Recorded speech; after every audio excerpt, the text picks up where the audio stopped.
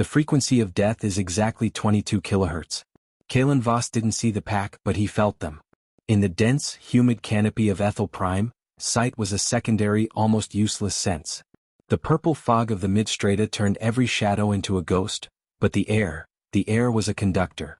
The Echo-Raptors moved like a wave, their 6 taloned feet barely brushing the moss-slicked bark of the world trees. They were eyeless, their faces dominated by vast, dish-shaped crests of vibrating cartilage that could hear a man's pulse from half a kilometer away. Kalen pressed his back against the rough, glowing bark of a titan oak, 500 meters above the forest floor. He slowed his breathing, a technique learned in the orbital recon academies, forcing his heart rate down to a steady 40 beats per minute. He checked the digital readout on his wrist. The shatter discs were primed. Click click whir. The sound was faint, a mere vibration in the wood, but to an Echo-Raptor, it was a thunderclap. The pack leader, a 3-meter-long nightmare of iridescent feathers and obsidian claws, erupted from the purple haze.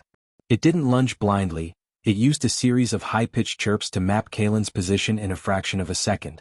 The creature's crest flared, its edges glowing with a faint, bioluminescent heat as it processed the return echo.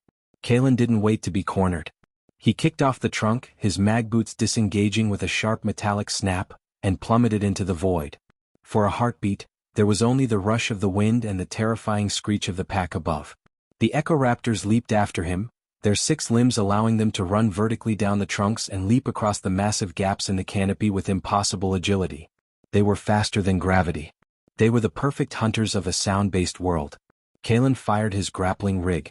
The carbon fiber line hissed through the air, anchoring into a massive vine. He swung in a wide, violent arc, his body pulling G-forces that threatened to black out his vision. Mid-swing, he reached into his tactical pouch and thumbed the ignition on 3 shatter discs. "Listen to this," he hissed.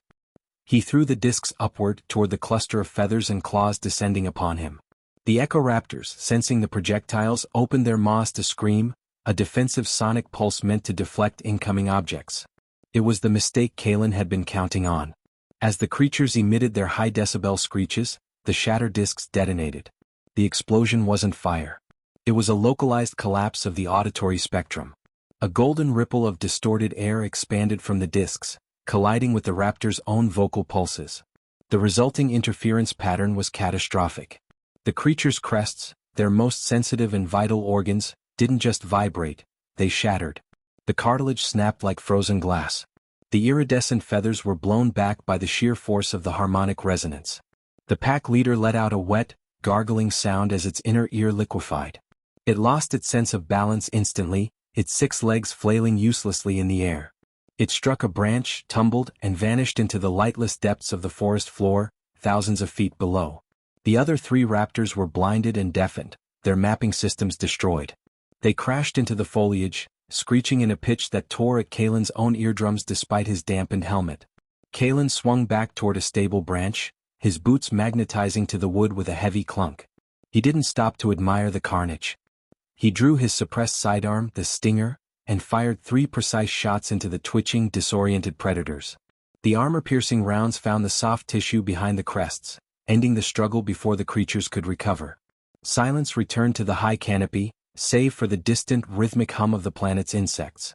Kalen stood on the branch, his chest heaving, his eyes scanning the purple mist. He reached up and deactivated his helmet's dampeners. The world came rushing back, the rustle of leaves, the drip of nectar, the distant thunder. He reached into his kit and pulled out a small metallic lure, tossing it onto the branch he had just occupied. The lure began to emit a rhythmic, artificial heartbeat. "Next time, hunt something quieter," he whispered. He didn't look down to see where the bodies had fallen. He engaged his grappling rig again, the winch whining as it pulled him upward toward the extraction point. He moved with a new confidence, no longer an intruder in the trees, but the architect of their silence.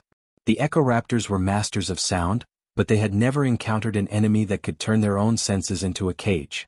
The wind whistled through the carbon fiber lines. The moss glowed under his boots. The jungle remained a labyrinth of teeth and feathers, but for Kalen Voss, the music of the hunt had reached its final note. The vibration dies. The air is still. The human survives. Kalen ascends into the high clouds, a silent predator among the stars, leaving the shattered feathers to drift in the purple fog. The hierarchy of Ethel Prime is a symphony of blood, and today the conductor was human. The chase is ended and the canopy belongs to the quiet.